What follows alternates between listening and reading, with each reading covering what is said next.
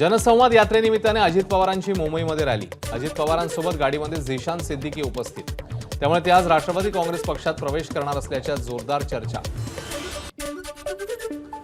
राष्ट्रवादीच्या मंचावर काँग्रेस आमदार झिशान सिद्दीकी उपस्थित। काँग्रेसमध्ये माझ्यावर अन्याय, आता तुमच्यासमोर बदल सुरू होईल, झिशान सिद्दीकी यांचं सूचक वक्तव्य। झिशान सिद्दीकींचा राष्ट्रवादी अजित पवार गटात प्रवेश होणार नाही, बाबा सिद्दीकींची एबीपी माझाला माहिती, तर सिद्दीकी स्वतःच त्यांचा निर्णय जाहीर करतील, बाबा सिद्दीकींची प्रतिक्रिया। मुंबईतल्या वांद्रे पूर्व आणि अणुशक्तीनगर विधानसभा मतदारसंघात जनसन्मान यात्रा। यात्रेनिमित्ताने पहिल्यांदाच नवाब मलिक राष्ट्रवादीच्या व्यासपीठावर पाहायला मिळणार।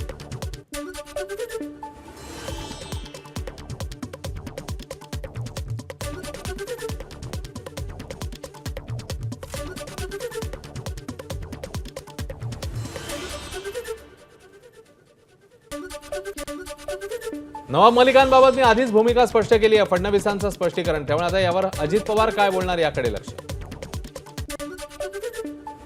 पंतप्रधान मोदींच्या हस्ते 30 ऑगस्टला प्रस्तावित वाढवण बंदराचं भूमिपूजन होण्याची शक्यता।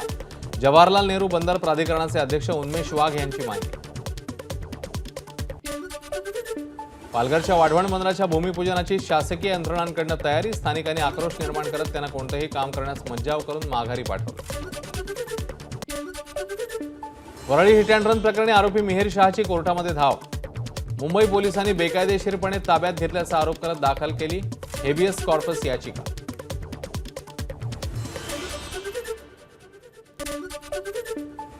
कोलकातामधील घटनेविरोधात मुंबईतल्या आझाद मैदानावर मूक आंदोलन। वरिष्ठ डॉक्टर, IMA, मार्डचे प्रतिनिधी आणि सर्वसामान्य मुंबईकर आंदोलनामध्ये सहभागी। सायन रुग्णालयात महिला डॉक्टरला मारहाण केल्याप्रकरणी दोघांना अटक। प्रसाद देवेंद्र आणि श्वेता देवेंद्र या दोघांनी महिला डॉक्टरला केली होती मारहाण।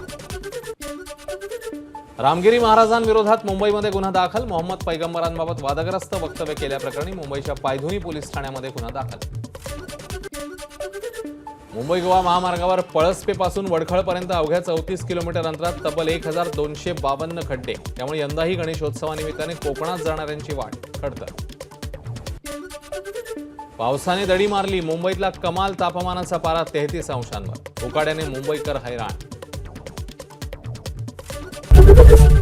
एबीपी माझा, उघडा डोळे बघा नीट।